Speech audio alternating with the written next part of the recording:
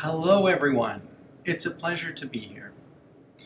Sadly, not in person, but thanks to Shuli and her team at LF Energy, and thanks to the always wonderful LF Events team, we can meet virtually.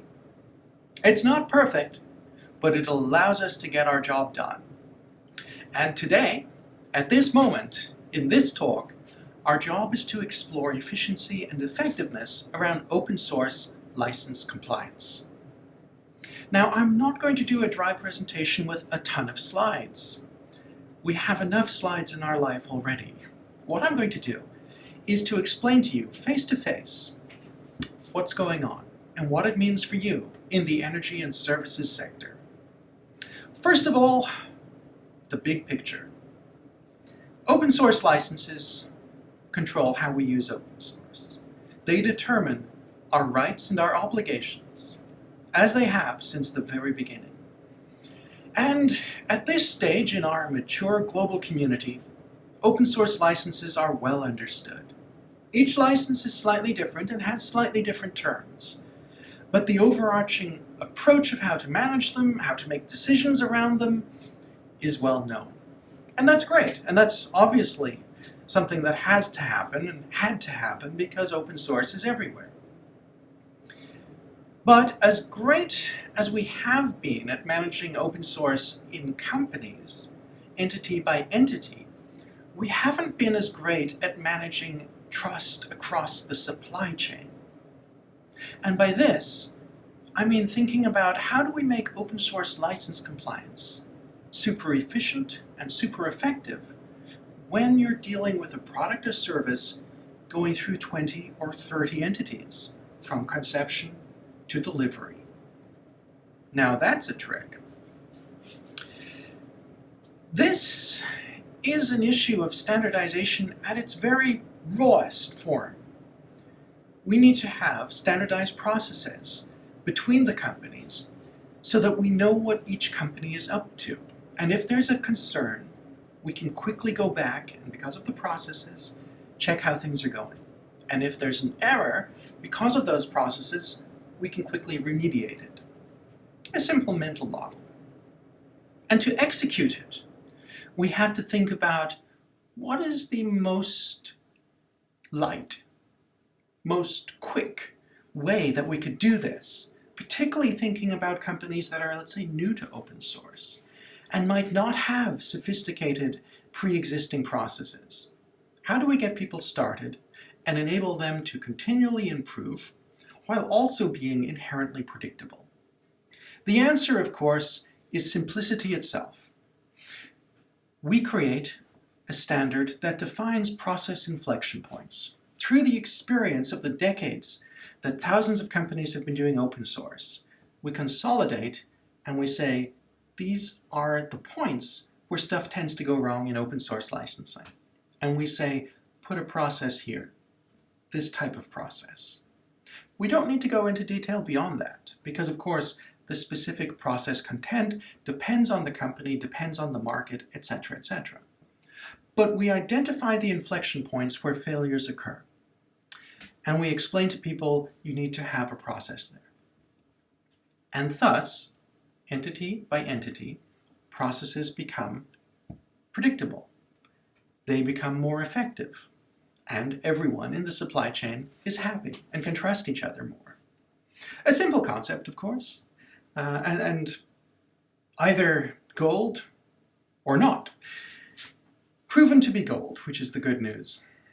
OpenChain came to market in October 2016, and it had been worked on for quite a while, about 18 months, by a lot of companies contributing knowledge. I think almost 200 contributed to the first iteration of the standard. And when it came to market, it was widely adopted, widely engaged with, and wildly successful, which was heartening, and it quickly became a de facto industry standard. Not necessarily for companies outside of certain orbits in open source. For example, I don't think we had engagement with energy until much later in our lifespan. But certainly in areas like enterprise, embedded, consumer electronics, a lot of people said, this is what we've been looking for. Let's start working towards it. And that was great. After a certain point, as a de facto industry standard, we knew we had gold. We knew we had solved the problem. So it was time to level up. A de facto standard is great, but it's not optimal for sales and procurement discussions. And it's not optimal for industries which are heavy on formal international standards, like yourself. So we went into ISO, and we completed the ISO process at the end of last year. And now, the standard for open source license compliance is an ISO international standard. It's ISO 5230, which is wonderful. And it means that we can seriously increase the scale of our community from hundreds of companies engaging with this standard into thousands, which will obviously make all of our lives a lot easier. It means that in the future, you'll know what your customer's mental model is regarding license compliance. You'll know what your suppliers should be doing regarding license compliance. And instead of having 12 pages of bespoke language in a procurement discussion, you simply cite ISO 5230. Are you doing that? And if the answer is yes, you have the international standard level of quality for managing open source license compliance. So far, so easy, so good.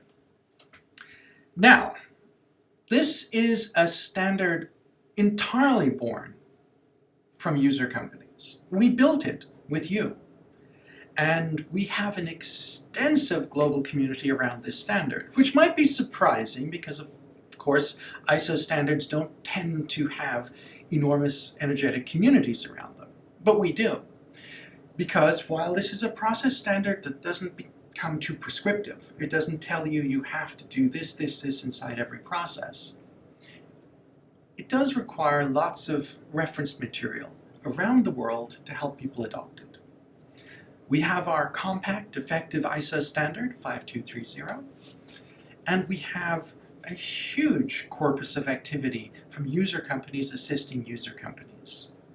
In our project website, there's over 1,000 reference documents available, showing you how people have done things like trained their employees, built an open source policy, what type of flowcharts and checklists do they use. It's all there. You don't have to use it, but that corpus of knowledge is there and continually expanding and continually being made available in more languages.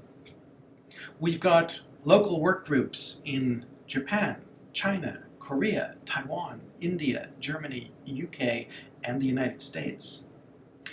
We have international groups meeting on topics like tooling and automotive. In other words, user companies in lots of sectors are getting together to say, okay, we have an international standard for open source license compliance. How do we apply it in our geography, our market segment, with our language? And we're getting it done. One of the wonderful things about this standard, and I know it seems strange to refer to a standard for license compliance as having wonderful elements as opposed to boring and tiring elements, but there is something wonderful. It's saving us time and money in every direction. Because it is flexible, yet complete, even the smallest supplier can adopt it. And as they do so, the chance of error and the reality of errors dramatically reduces in the supply chain.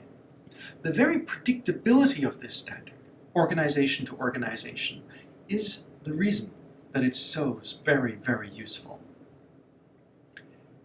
It's somewhat disheartening, if you look back at the last decades, that it took us so long to get to this point, but it's also understandable. Open source was scaling and scaling and scaling. But it's only in the last few years, the last 5 years or so, that it's become clear open source is software. It's just everywhere. And that really brought people to the table more effectively to say to themselves, look, we're not just going to be using this for a few customer companies. We're not just going to be using this for a few product lines, but we're saturated with open source. So now we have to pay maximum attention to efficiency around things like compliance. We can't compartmentalize it. We can't keep it in a small box and say, oh, we only do it sometimes. I think that's why people came to the table so enthusiastically for this standard. Now, I mean, you as Linux Foundation member companies, along with your 1,600 or so peers, are already super enthusiastic about open source. But OpenChain was fascinating because we got companies completely out of left field, turning up, using the standard and contributing to it. Companies in areas like tobacco or video game companies, because they're using open source in the background. They want to make sure that their compliance is compliant, and they don't want to reinvent the wheel. So they find the international standard for license compliance, and they turn up and they're like, yep, we're going to use this, and then they provide feedback and reference material. It's wonderful, wonderful. Now, let's pull it back to you.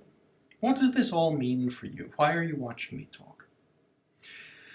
Well, I am sure that each and every one of you is doing great regarding open source license compliance. And where you're not doing great, you're working on doing great. But I want to bring to you a clear and unambiguous message that today there is a standard for that compliance, and it's important for you to align behind it. The energy and enthusiasm rocketing this standard into deployment is great. But there are other imperatives at play as well. At its most fundamental level, right back to the beginning, if people are using bespoke approaches to compliance, they are introducing opportunities for error.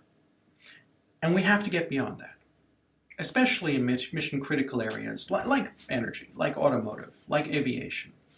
We have to make sure that open source license compliance, as with every other serious thing that we do in this sphere around governance, is very, very effective. And the standard is the appropriate way to do that. My message is, if you're not already engaged with OpenChain, if you don't know about the OpenChain project or ISO 5230, you really should. And you can find us at www.openchainproject.org. User companies working on this for user companies. No fees, no gateways, nothing like that. In fact, we've been trying as hard as possible to do a lot of the legwork for you. Come to our website, and you can find out not just reference material, not just get a copy of the standard for free. You don't have to download it off the ISO website. You can do things like self-certify on our online web app, or just use the web app for a health check. You can pillage our reference library. It's all public domain. And you can join your peers on phone calls. Have a look at our bi-weekly webinars where we provide knowledge and access. Have a look at our wonderful local teams. It's all there. And it is important, in my view, that we get the message out as quickly as possible. Now that OpenChain is an ISO standard, one of the major things that's changing in a very positive way is that we're in the procurement cycle at a rate that we couldn't be as a de facto standard. And that means that in all types of discussions, all types of negotiations, all types of contracts, OpenChain will be popping up.